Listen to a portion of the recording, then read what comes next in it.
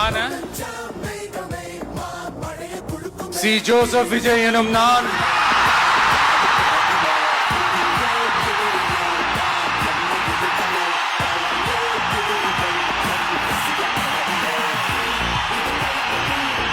சட்டப்படி அமைக்கப்பெற்ற இந்திய அரசியல் அமைப்பின்பால் உண்மையான நம்பிக்கையும் மாறா பற்றும் கொண்டிருப்பேன் என்றும் இந்திய நாட்டின் ஒப்பில்லாத முழு முதல் ஆட்சியையும் ஒருமையையும் நிலை நிறுத்துவேன் என்றும்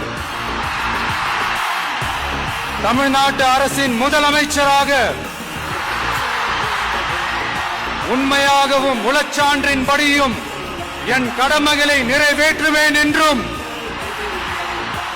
அரசியல் அமைப்பிற்கும் சட்டத்திற்கும் இணங்க அச்சமும் ஒருதலை சார்பும் இன்றி விருப்பு வெறுப்பை விலக்கி பலதரப்பட்ட மக்கள் அனைவருக்கும் நேர்மையானதை செய்வேன் என்றும் ஆண்டவன் மீது ஆணையிட்டு உறுதிமொழிகிறேன்.